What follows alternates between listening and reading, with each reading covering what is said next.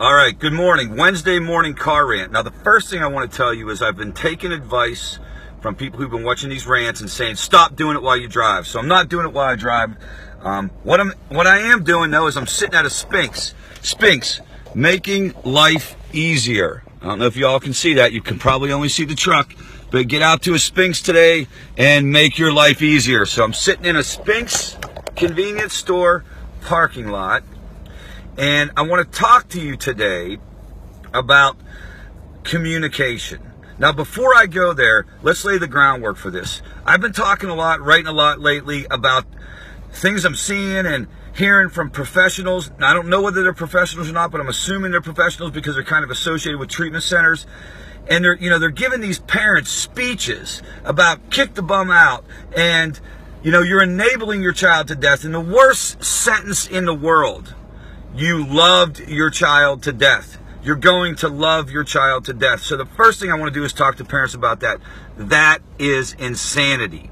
It has nothing to do with loving your child to death. Understand, you are hardwired to save your kid.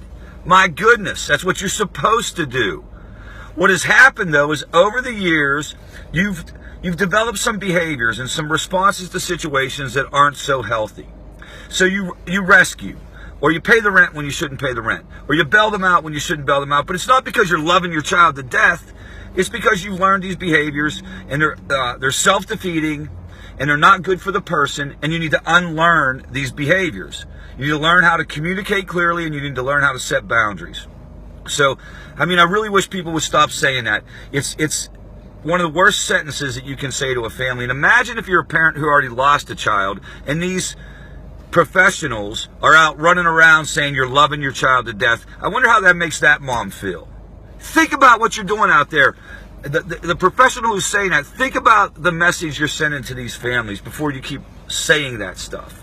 I don't think anybody's doing it on purpose. I don't think anybody's a bad person. I just think they're so misinformed and they're so ingrained in that cliche thinking. Stop it. Learn. Educate yourself. Read. Okay. Now, what can you do different if you're a parent? Let's start with communication. So remember, whenever you're communicating with anybody, whether it's a parent to a child, spouse, employer to employee, whatever it is, there's three elements to communication. One is what you want to say, what you have in your head, and what you want to communicate to the person. Two is what you actually say, what actually comes out of your mouth. And three is what the person actually hears.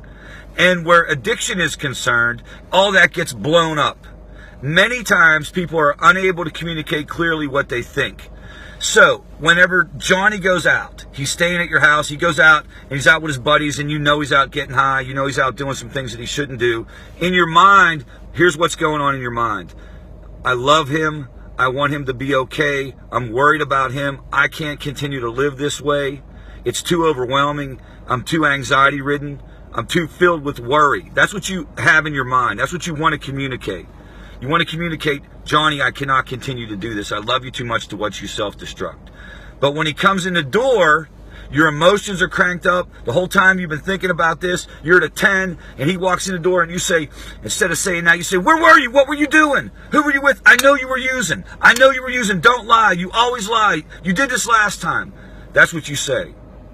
So what you wanted to say and what you say, two different things. The third part of that element is what Johnny hears. You got to remember, Johnny's coming back. He's loaded for bear. He's ready for battle, man. He's ready to go. That's what we want to do when we're in active addiction. We want to fight with people. We want to argue. You want to fall right into that pattern. So he comes in the door and he hears you say, where were you? What were you doing? And what he hears is, you were getting high. I'm going to kick you out of the house. He doesn't even interpret what you're saying the right way. Then he gets escalated. And he says, what are you talking about? Why are you yelling at me? Then you get escalated. What are you talking about? Why am I yelling? I'm yelling at you because you took the car and you were drinking and driving. What do you mean when I drink and drive? You always hate my friends. I love your friends. I hate your friends. Boom.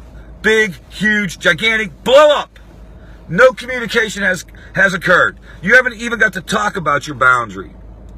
No wonder you're left with this silly advice that you get where people say, just kick him out. Set the boundaries. You're loving your kid to death. No. Work on communicating clearly. Now, let's stop here for a minute. And let's throw a caveat out there.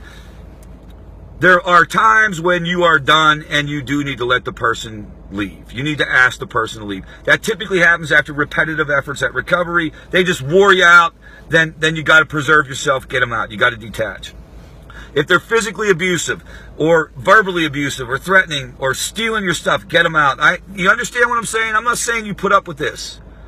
But what I am saying, that there are also times when the person's not abusive, when it's something in between. And it's across the board. One size fits all. Kick the bum out. Not good. Not good. So, all right. That's for parents. One more thing. For the bologna sandwich guy. You guys know the bologna sandwich guy. The guy who says, kick him out and don't even give him a bologna sandwich. This is for that guy. Because you probably have a lot to offer the world, but you better, before you start telling families what to do, you better get a little bit educated and understand that, your own personal recovery experience doesn't even give you a quarter of what you need to know when it comes to helping families. Read some books, get some education, get some training, learn about family systems before you run around trying to talk to families, because you're going to hurt people.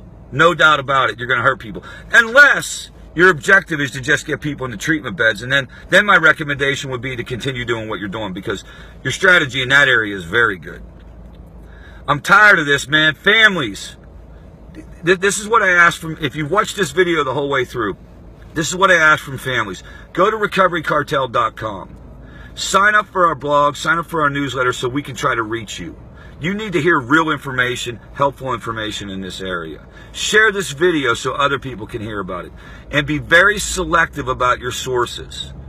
This is serious stuff. You need to get your information from a comprehensive resource. All right. Again, coming to you live from Spinks. Just going on the record, I'm not driving. Oh, and I'll say this. The views expressed by this person right here do not necessarily reflect the views of Spinks. I just happen to be sitting in a Spinks convenience store. All right. I am not sponsored by anybody. Later.